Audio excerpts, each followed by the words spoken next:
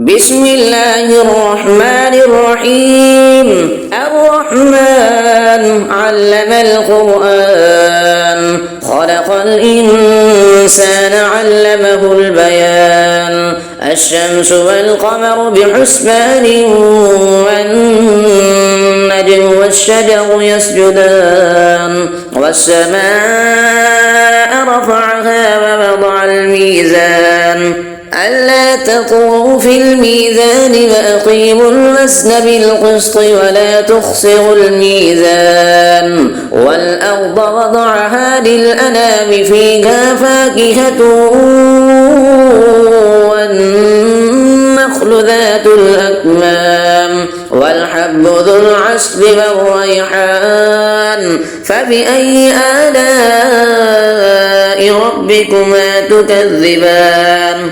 خلق الإنسان من صلصال كالفخار وخلق الجان من مارد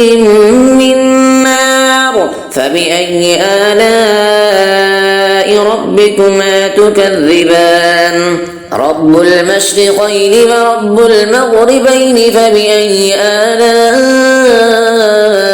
ربكما تكذبان؟ مرج البحرين يلتقيان بينهما برزخ لا يبغيان. فبأي آلاء ربكما تكذبان؟ يخرج منهما اللؤلؤ والمرجان. فبأي آلاء ربكما تكذبان؟ وله الجوار المنشآت في البحر كالأعلام. فبأي آلاء ربكما تكذبان؟ كل من عليها فان ويبقى وجه ربك ذو الجلال والإكرام. فبأي آلاء ربكما تكذبان؟ يسأله من في السماوات والأرض كل يوم هو في شأن. فبأي آلاء ربكما تكذبان؟ سنفرغ لكم أيها الثقلان. فبأي آلاء ربكما تكذبان؟ يا معشر الجن والإنس إن استطعتم أن تنفذوا من أقطار السماوات والأرض فانفذوا لا تنفذون إلا بسلطان. فبأي آلاء ربكما تكذبان؟ يرسل عليكما شواظ من نار ونحاس فلا تنتصران. فبأي آلاء ربكما تكذبان؟ فإذا انشقت السماء فكانت وردة كالدهان. فبأي آلاء ربكما تكذبان؟ فيومئذ لا يسأل عن ذنبه إنس ولا جان. فبأي آلاء ربكما تكذبان؟ يعرف المجرمون بسيماهم فيؤخذ بالنواصي والأقدام. فبأي آلاء ربكما تكذبان؟ هذه جهنم التي يكذب بها المجرمون يطوفون بينها وبين حميم آن.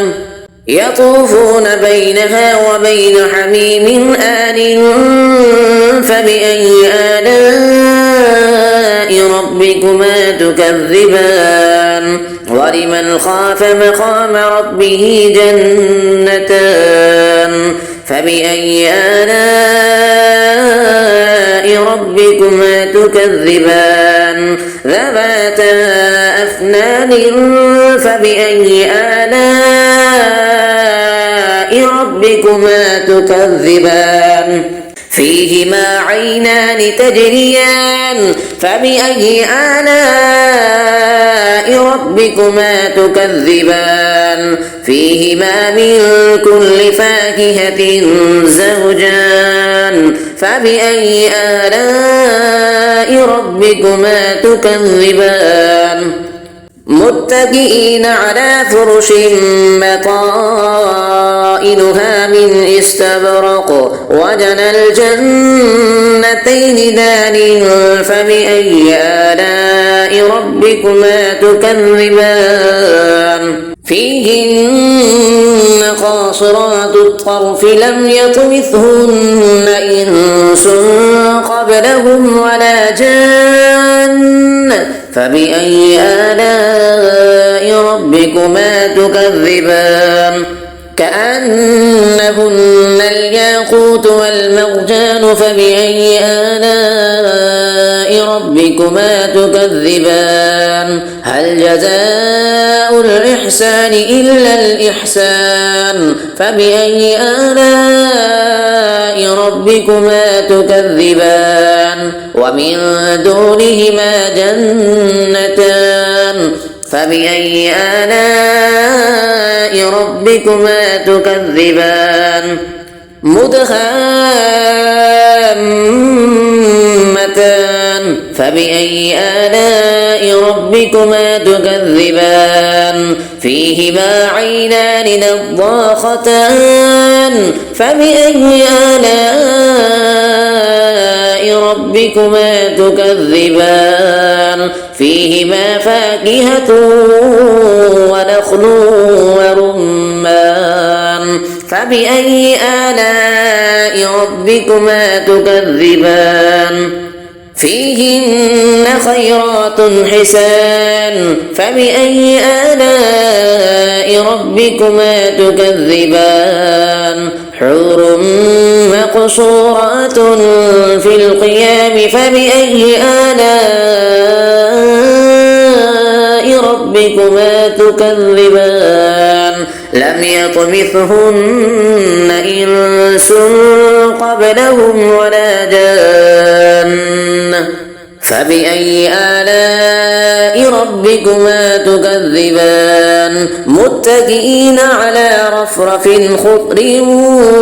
وعبقري حسان فبأي آلاء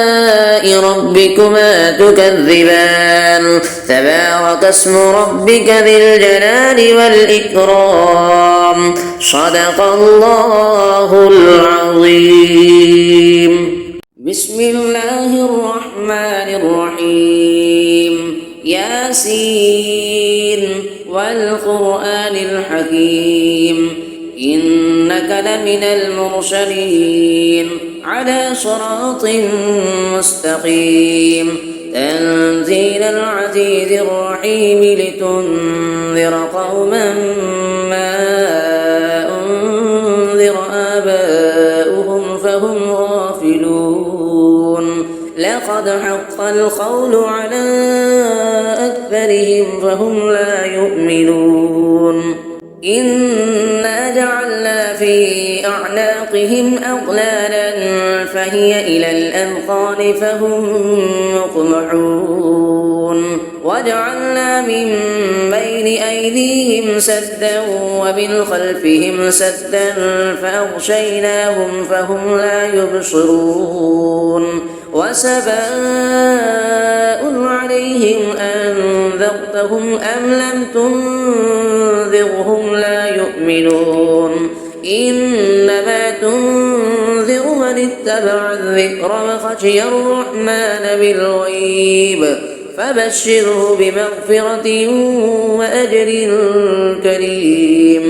إنا نحن نحيي الموتى ونكتب ما قدموا وآثارهم وكل شيء أحصيناه في إمام مبين واضرب لهم مثلا أصحاب القرية إذ جاءها المرسلون إذ أرسلنا إليهم اثنين فكذبوهما فعززنا بثالث فقالوا إنا إليكم مرسلون قالوا ما أنتم إلا بشر مثلنا وما أنزل الرحمن من شيء إن أنتم إلا تكذبون قالوا ربنا يعلم إنا إليكم لمرسلون وما علينا إلا البلاغ المبين قالوا إنا تطيرنا بكم لئن لم تنتهوا لنرجمنكم وليمسنكم منا عذاب أليم قالوا طائركم معكم أئن ذكرتم بل أنتم قوم مسرفون وجاء من أقصى المدينة رجل يسعى قال يا قوم اتبعوا المرسلين اتبعوا من لا يسألكم أجرا وهم مهتدون وما لي لا أعبد الذي فطرني وإليه ترجعون أأتخذ من دونه آلهة إن يردني الرحمن بضر لا تغن عني شفاعتهم شيئا ولا ينقذون إني إذا لفي ضلال مبين إني آمنت بربكم فاسمعون قيل ادخل الجنة قال يا ليت قومي يعلمون بما غفر لي ربي وجعلني من المكرمين وما أنزلنا على قومه من بعده من جند من السماء وما كنا منزلين إن كانت إلا صيحة واحدة فإذا هم خامدون يا حسرة على العباد ما يأتيهم من رسول إلا كانوا به يستهزئون ألم يروا كم أهلكنا قبلهم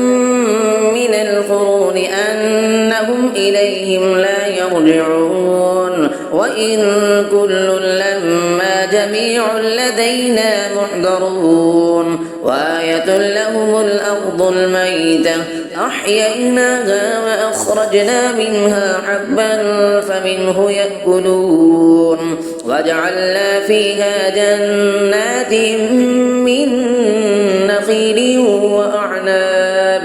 من نخيل وأعناب وفجرنا فيها من العيون ليأكلوا من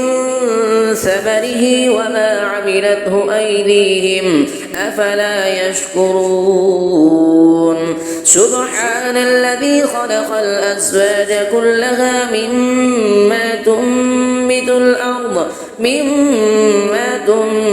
الأرض ومن أنفسهم ومما لا يعلمون وآية لهم الليل نسلخ منه النهار فإذا هم مظلمون والشمس تجري لمستقر لها ذلك تقدير العزيز العليم والقمر قدرناه منازل حتى عاد كالعرجون القديم لا الشمس ينبغي لها أن تدرك القمر ولا الليل سابق النهار وكل في فلك يسبحون وآية لهم أنا حملنا ذريتهم في الفلك المشحون وخلقنا لهم من مثله ما يركبون وإن نشأ نغرقهم فلا صريخ لهم ولا هم ينقذون إلا رحمة منا ومتاعا إلى حين وإذا قيل لهم اتقوا ما بين أيديكم وما خلفكم لعلكم ترحمون وما تأتيهم من آية من آيات ربهم إلا كانوا عنها معرضين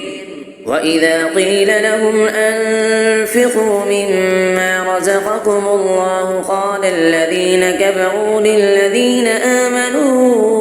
أنطعم من لو يشاء الله أطعمه إن أنتم إلا في ضلال مبين ويقولون متى هذا الوعد إن كنتم صادقين ما ينظرون إلا صيحة واحدة تأخذهم وهم يخصمون فلا يستطيعون توصية ولا إلى أهلهم يرجعون ونفخ في الصور فإذا هم من الأجداث إلى ربهم ينسلون قالوا يا ويلنا من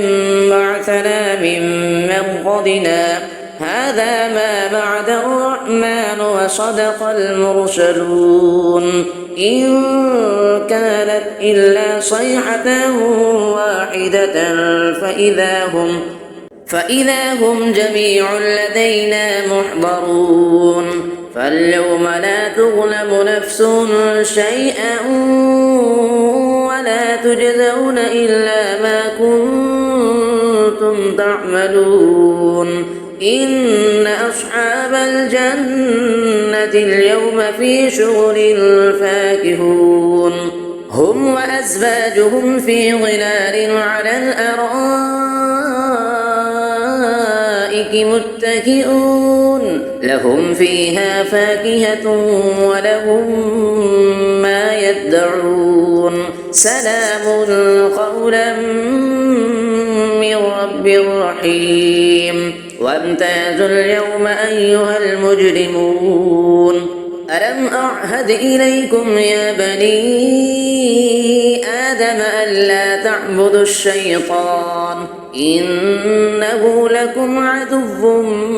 مبين وأن اعبدوني هذا صراط مستقيم ولقد أضل منكم جبلا كثيرا أفلم تكونوا تعقلون هذه جهنم التي كنتم توعدون اصلوها اليوم بما كنتم تكفرون اليوم نختم على أفواههم وتكلمنا أيديهم وتشهد أرجلهم بما كانوا يكسبون ولو نشاء لطمسنا على أعينهم فاستبقوا الصراط فأنى يبصرون ولو نشاء لمسخناهم على مكانتهم فما استطاعوا مضيا ولا يرجعون ومن نعمره ننكسه في الخلق أفلا يعقلون وما علمناه الشعر وما ينبغي له إن هو إلا ذكر وقرآن مبين لينذر من كان حيا ويحق القول على الكافرين أفلم يروا أنا خلقنا لهم مما عملت أيدينا أنعاما فهم لها مالكون وذللناها لهم فمنها ركوبهم ومنها يأكلون ولهم فيها منافع ومشارب أفلا يشكرون واتخذوا من دون الله آلهة لعلهم ينصرون لا يستطيعون نصرهم وهم لهم جند محضرون فلا يحزنك قولهم إنا نعلم ما يسرون وما يعلنون أولم ير الإنسان أنا خلقناه من نطفة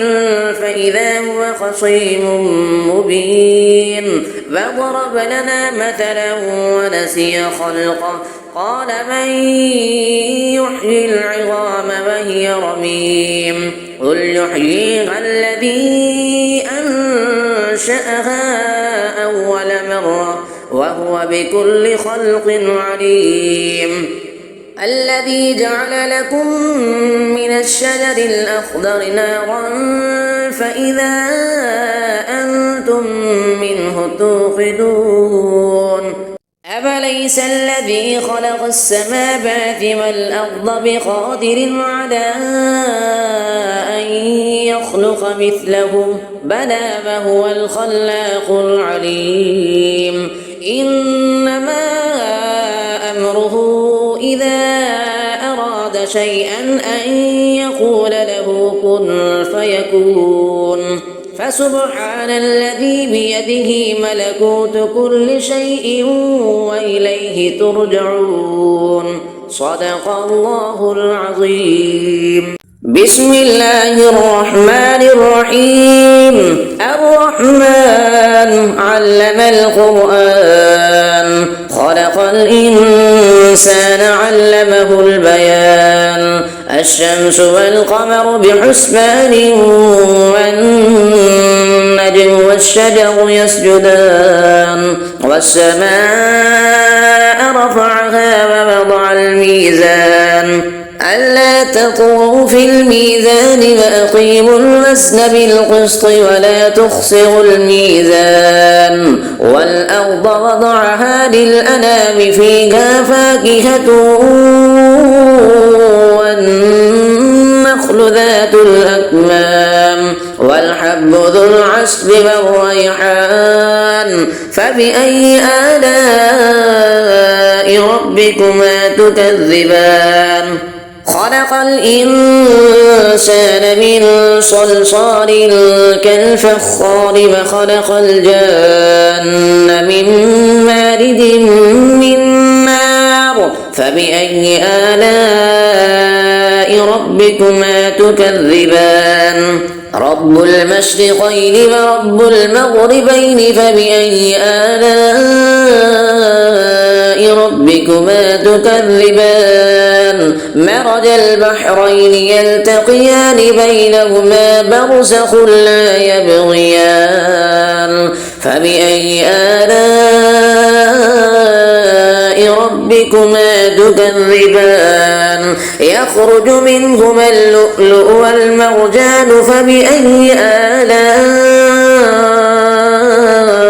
ربكما تكذبان وله الجوار المنشآت في البحر كالأعلام فبأي آلاء ربكما تكذبان كل من عليها فان ويبقى وجه ربك ذو الجلال والإكرام فبأي آلاء ربكما تكذبان يسأله من في السماوات والأرض كل يوم هو في شأن فبأي آلاء ربكما تكذبان سنفرغ لكم أيها الثقلان فبأي آلاء ربكما تكذبان يا معشر الجن والإنس إن استطعتم أن تنفذوا من أقطار السماوات والأرض فانفذوا لا تنفذون إلا بسلطان فبأي آلاء ربكما تكذبان يرسل عليكما شواظ من نار ونحاس فلا تنتصران فبأي آلاء ربكما تكذبان فإذا انشقت السماء فكانت وردة كالدهان فبأي آلاء ربكما تكذبان فيومئذ لا يسأل عن ذنبه إنس ولا جان فبأي آلاء ربكما تكذبان يعرف المجرمون بسيماهم فيؤخذ بالنواصي والأقدام فبأي آلاء ربكما تكذبان هذه جهنم التي يكذب بها المجرمون يطوفون بينها وبين حميم آن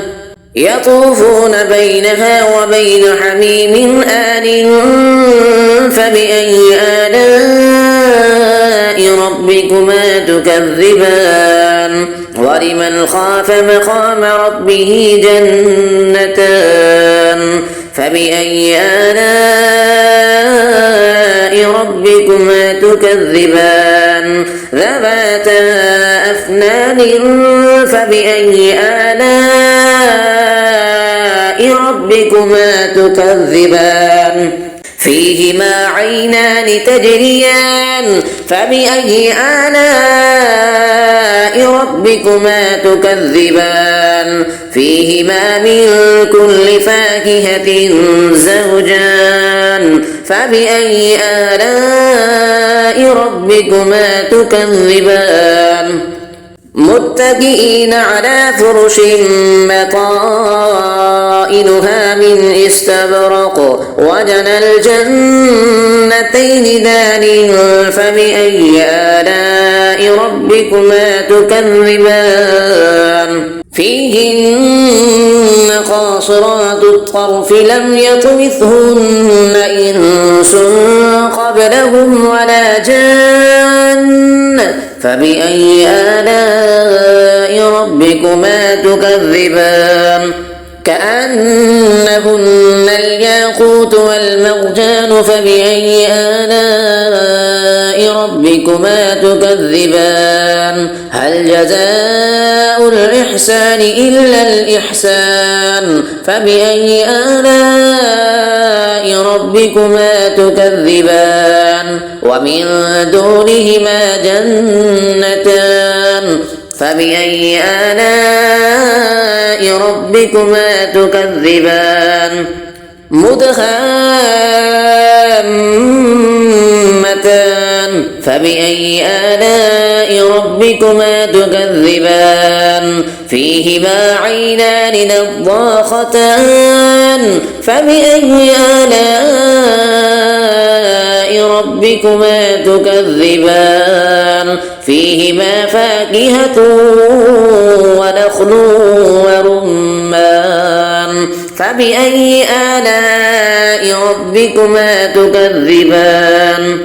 فيهن خيرات حسان فبأي آلاء ربكما تكذبان حور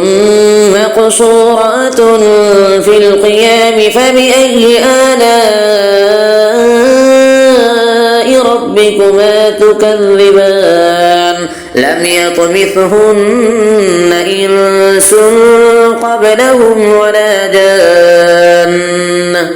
فبأي آلاء ربكما تكذبان متكئين على رفرف خضر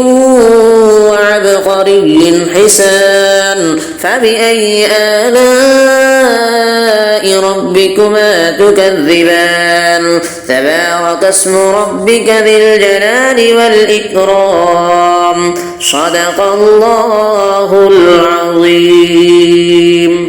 بسم الله الرحمن الرحيم ياسين والقرآن الحكيم إنك لمن المرسلين على صراط مستقيم تنزيل العزيز الرحيم لتنذر قوما ما أنذر آباؤهم فهم غافلون لقد حق القول على أكثرهم فهم لا يؤمنون إنا جعلنا في أعناقهم أغلالا فهي إلى الأذقان فهم مقمحون وجعلنا من بين أيديهم سدا ومن خلفهم سدا فأغشيناهم فهم لا يبصرون وسواء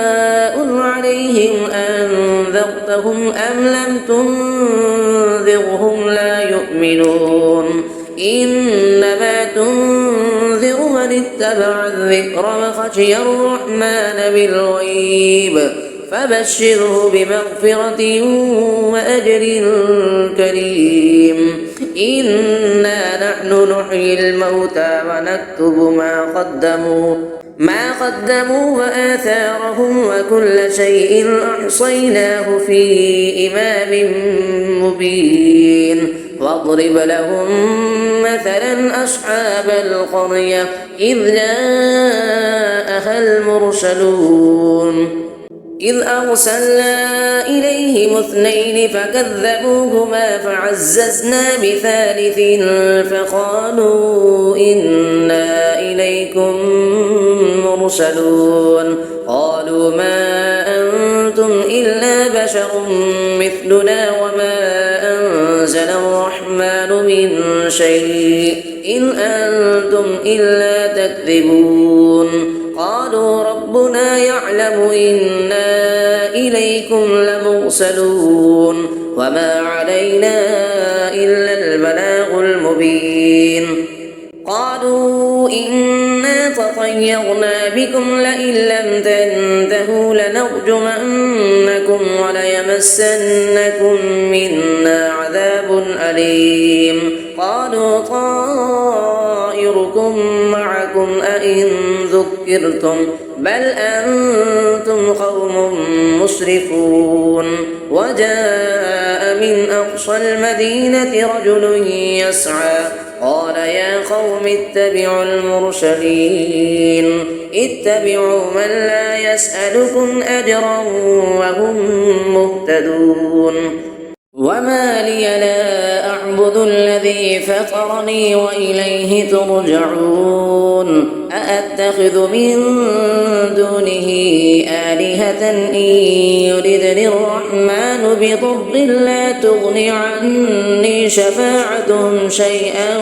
ولا ينقذون إني إذا لفي ضلال مبين إني آمنت بربكم فاسمعون قيل ادخل الجنة قال يا ليت قومي يعلمون بما غفر لي ربي وجعلني من المكرمين وما أنزلنا على قومه من بعده من جند من السماء وما كنا منزلين إن كانت إلا صيحة واحدة فإذا هم خامدون يا حسرة على العباد ما يأتيهم من رسول إلا كانوا به يستهزئون ألم يروا كم أهلكنا قبلهم من القرون أنهم إليهم لا يرجعون وإن كل لما جميع لدينا محضرون وآية لهم الأرض الميتة أحييناها وأخرجنا منها حبا فمنه يأكلون وجعلنا فيها جنات من نخيل وأعناب وفجرنا فيها من العيون ليأكلوا من ثمره وما عملته أيديهم أفلا يشكرون سبحان الذي خلق الأزواج كلها مما تنبت الأرض ومن أنفسهم ومما لا يعلمون وآية لهم الليل نسلخ منه النهار فإذا هم مظلمون والشمس تجري لمستقر لها ذلك تقدير العزيز العليم والقمر قدرناه منازل حتى عاد كالعرجون القديم لا الشمس ينبغي لها أن تدرك القمر ولا الليل سابق النهار وكل في فلك يسبحون وآية لهم أنا حملنا ذريتهم في الفلك المشحون وخلقنا لهم من مثله ما يركبون وإن نشأ نغرقهم فلا صريخ لهم ولا هم ينقذون إلا رحمة منا ومتاعا إلى حين وإذا قيل لهم اتقوا ما بين أيديكم وما خلفكم لعلكم ترحمون وما تأتيهم من آية من آيات ربهم إلا كانوا عنها معرضين وإذا قيل لهم أنفقوا مما رزقكم الله قال الذين كفروا للذين آمنوا أنطعم من لو يشاء الله أطعمه إن أنتم إلا في ضلال مبين ويقولون متى هذا الوعد إن كنتم صادقين ما ينظرون إلا صيحة واحدة تأخذهم وهم يخصمون فلا يستطيعون توصية ولا إلى أهلهم يرجعون ونفخ في الصور فإذا هم من الأجداث إلى ربهم ينسلون قالوا يا ويلنا من بعثنا من مرقدنا هذا ما بعد الرحمن وصدق المرسلون إن كانت إلا صيحة واحدة فإذا هم جميع لدينا محضرون فاليوم لا تظلم نفس شيئا ولا تجزون إلا ما كنتم تعملون إن أصحاب الجنة اليوم في شغل فاكهون هم وأزواجهم في ظلال على الأرائك متكئون لهم فيها فاكهة ولهم ما يدعون سلام قولا من رب رحيم وامتازوا اليوم أيها المجرمون ألم أعهد إليكم يا بني آدم ألا تعبدوا الشيطان إنه لكم عدو مبين وأن اعبدوني هذا صراط مستقيم ولقد أضل منكم جبلا كثيرا أفلم تكونوا تعقلون هذه جهنم التي كنتم توعدون اصلوها اليوم بما كنتم تكفرون اليوم نختم على أفواههم وتكلمنا أيديهم وتشهد أرجلهم بما كانوا يكسبون ولو نشاء لطمسنا على أعينهم فاستبقوا الصراط فأنى يبصرون ولو نشاء لمسخناهم على مكانتهم فما استطاعوا مضيا ولا يرجعون ومن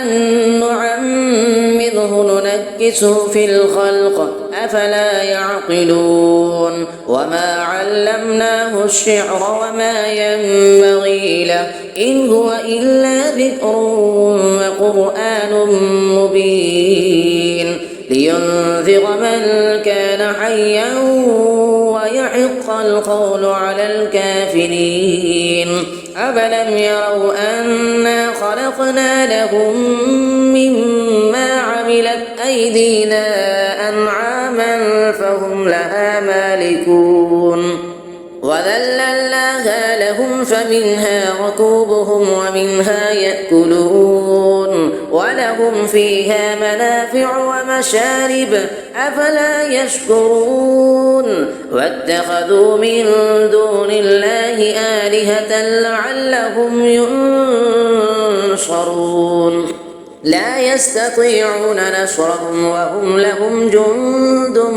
محضرون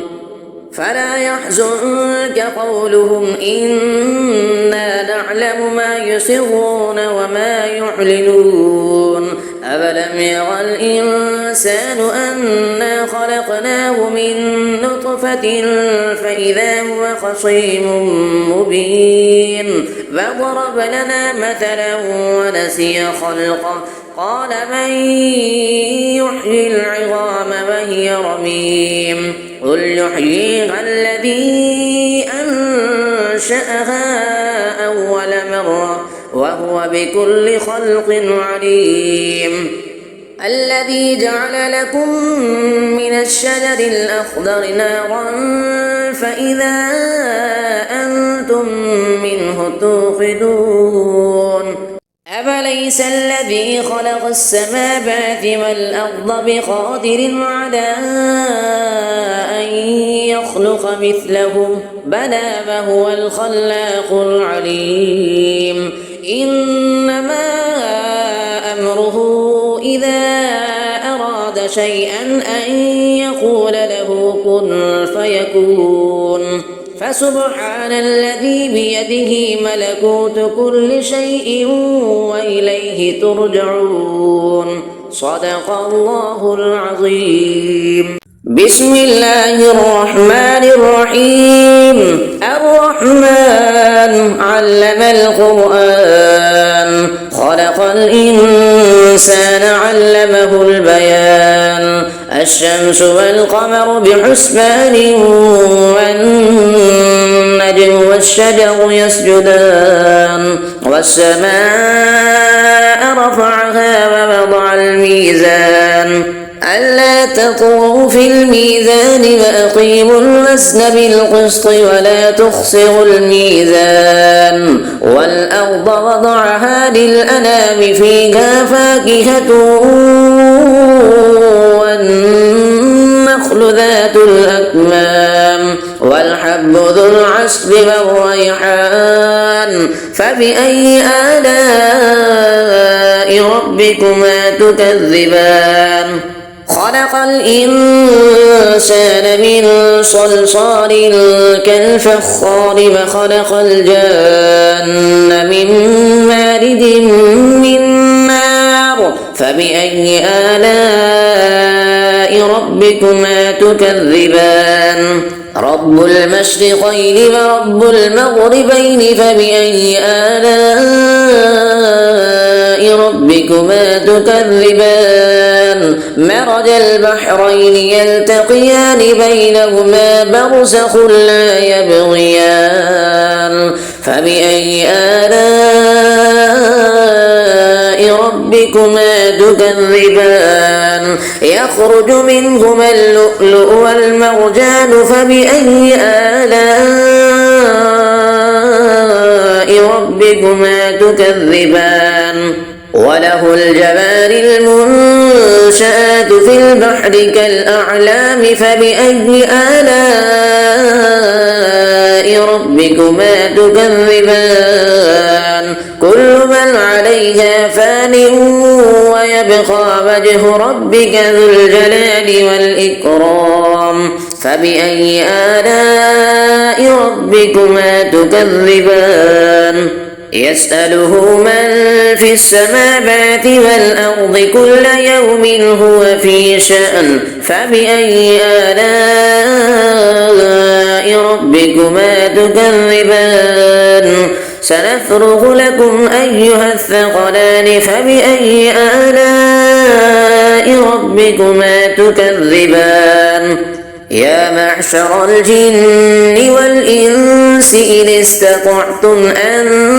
تنفذوا من أقطار السماوات والأرض فانفذوا لا تنفذون إلا بسلطان فبأي آلاء ربكما تكذبان يرسل عليكما شواظ من نار ونحاس فلا تنتصران فبأي آلاء ربكما تكذبان فإذا انشقت السماء فكانت وردة كالدهان فبأي آلاء ربكما تكذبان فيومئذ لا يسأل عن ذنبه إنس ولا جان فبأي آلاء ربكما تكذبان يعرف المجرمون بسيماهم فيؤخذ بالنواصي والأقدام فبأي آلاء ربكما تكذبان هذه جهنم التي يكذب بها المجرمون يطوفون بينها وبين حميم آن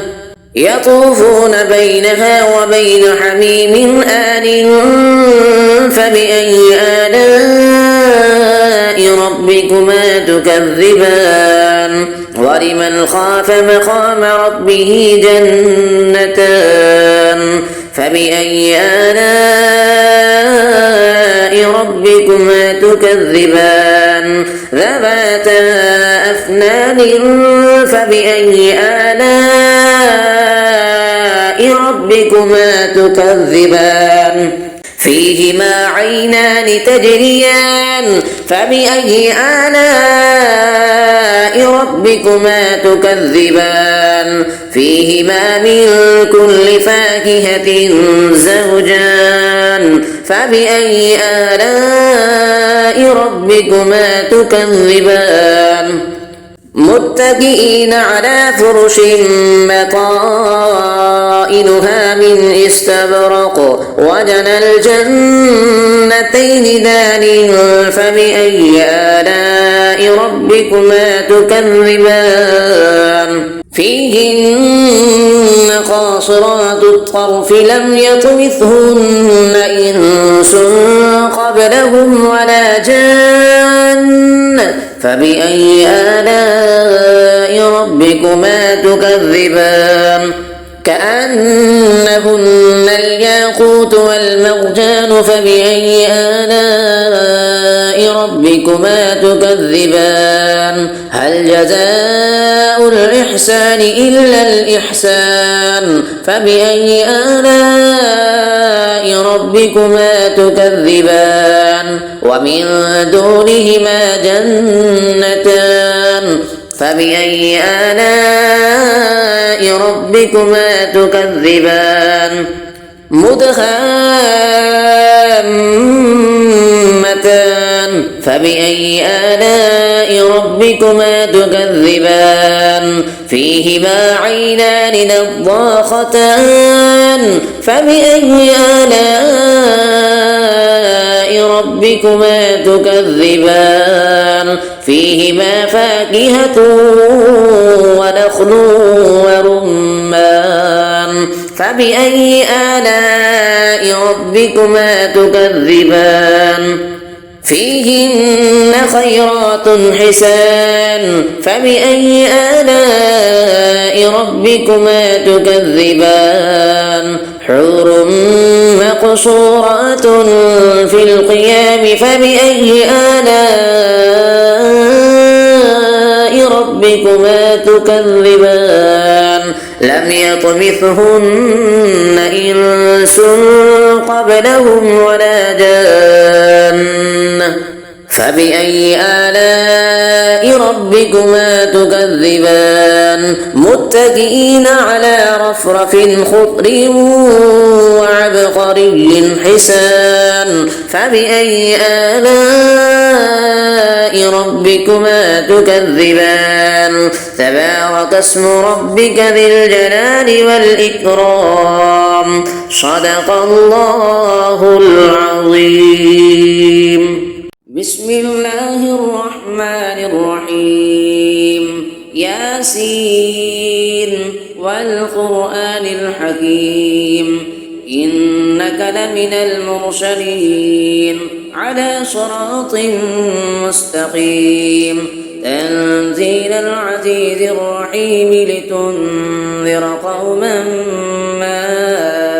أنذر آباؤهم فهم غافلون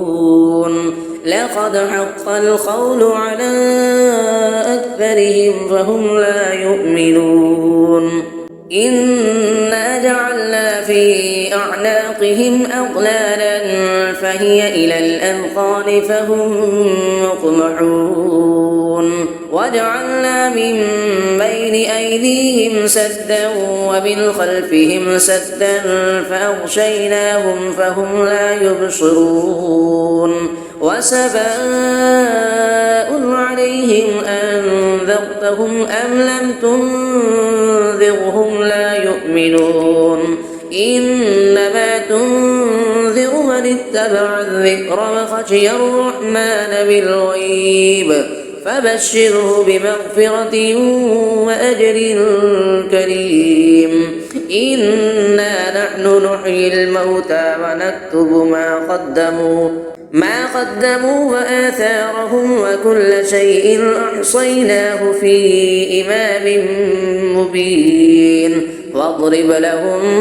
مثلا أصحاب القرية إذ جاءها المرسلون إذ أرسلنا إليهم اثنين فكذبوهما فعززنا بثالث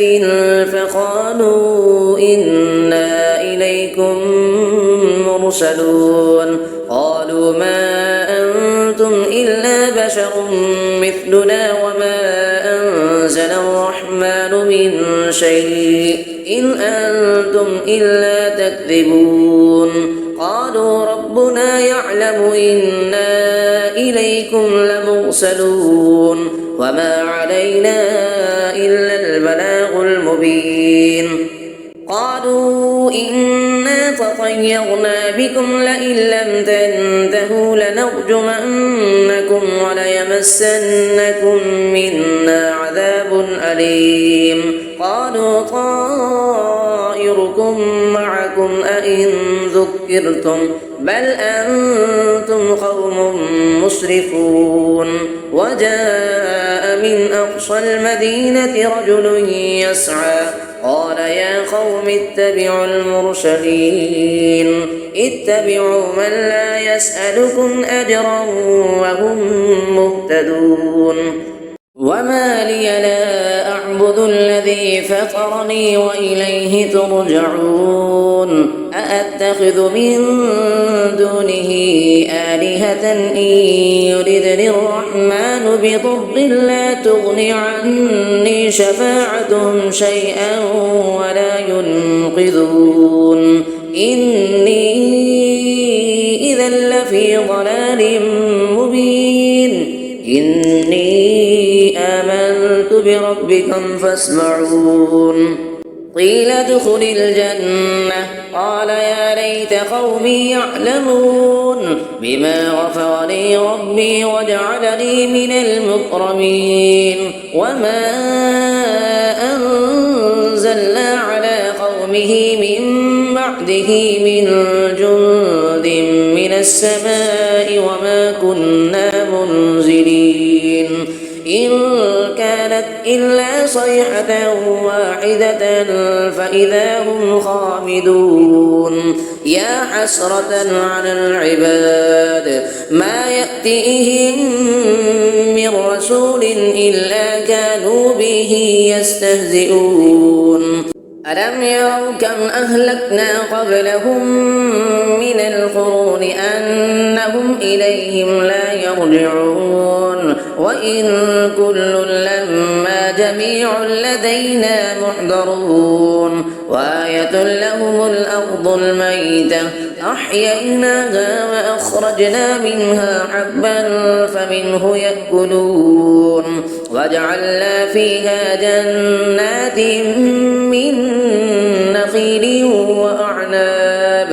من نخيل وأعناب وفجرنا فيها من العيون ليأكلوا من ثمره وما عملته أيديهم أفلا يشكرون سبحان الذي خلق الأزواج كلها مما تنبت الأرض ومن أنفسهم ومما لا يعلمون وآية لهم الليل نسلخ منه النهار فإذا هم مظلمون والشمس تجري لمستقر لها ذلك تقدير العزيز العليم والقمر قدرناه منازل حتى عاد كالعرجون القديم لا الشمس ينبغي لها أن تدرك القمر ولا الليل سابق النهار وكل في فلك يسبحون وآية لهم أنا حملنا ذريتهم في الفلك المشحون وخلقنا لهم من مثله ما يركبون وإن نشأ نغرقهم فلا صريخ لهم ولا هم ينقذون إلا رحمة منا ومتاعا إلى حين وإذا قيل لهم اتقوا ما بين أيديكم وما خلفكم لعلكم ترحمون وما تأتيهم من آية من آيات ربهم إلا كانوا عنها معرضين وإذا قيل لهم أنفقوا مما رزقكم الله قال الذين كفروا للذين آمنوا أنطعم من لو يشاء الله أطعمه إن أنتم إلا في ضلال مبين ويقولون متى هذا الوعد إن كنتم صادقين ما ينظرون إلا صيحة واحدة تأخذهم وهم يخصمون فلا يستطيعون توصية ولا إلى أهلهم يرجعون ونفخ في الصور فإذا هم من الأجداث إلى ربهم ينسلون قالوا يا ويلنا من بعثنا من مرقدنا هذا ما بعد الرحمن وصدق المرسلون إن كانت إلا صيحة واحدة فإذا هم جميع لدينا محضرون فاليوم لا تظلم نفس شيئا ولا تجزون إلا ما كنتم تعملون إن أصحاب الجنة اليوم في شغل فاكهون هم وأزواجهم في ظلال على الأرائك متكئون لهم فيها فاكهة ولهم ما يدعون سلام قولا من رب رحيم وامتازوا اليوم أيها المجرمون ألم أعهد إليكم يا بني آدم ألا تعبدوا الشيطان إنه لكم عدو مبين وأن اعبدوني هذا صراط مستقيم ولقد أضل منكم جبلا كثيرا أفلم تكونوا تعقلون هذه جهنم التي كنتم توعدون اصلوها اليوم بما كنتم تكفرون اليوم نختم على أفواههم وتكلمنا أيديهم وتشهد أرجلهم بما كانوا يكسبون ولو نشاء لطمسنا على أعينهم فاستبقوا الصراط فأنى يبصرون ولو نشاء لمسخناهم على مكانتهم فما استطاعوا مضيا ولا يرجعون ومن نعمره ننكسه في الخلق أفلا يعقلون وما علمناه الشعر وما ينبغي له إن هو إلا ذكر وقرآن مبين لينذر من كان حيا ويحق القول على الكافرين أفلم يروا أنا خلقنا لهم مما عملت أيدينا أنعاما فهم لها مالكون وذللناها لهم فمنها ركوبهم ومنها يأكلون ولهم فيها منافع ومشارب أفلا يشكرون واتخذوا من دون الله آلهة لعلهم ينصرون لا يستطيعون نصرهم وهم لهم جند محضرون فلا يحزنك قولهم إنا نعلم ما يسرون وما يعلنون أفلم يرى الإنسان أنا خلقناه من نطفة فإذا هو خصيم مبين فضرب لنا مثلا ونسي خلقه قال من يحيي العظام وهي رميم قل يحييها الذي أنشأها أول مرة وهو بكل خلق عليم الذي جعل لكم من الشجر الأخضر نارا فإذا أنتم منه توقدون أفليس الذي خلق السماوات والأرض بقادر على أن يخلق مثلهم بلى وهو الخلاق العليم إنما أمره إذا أراد شيئا أن يقول له كن فيكون فسبحان الذي بيده ملكوت كل شيء وإليه ترجعون صدق الله العظيم.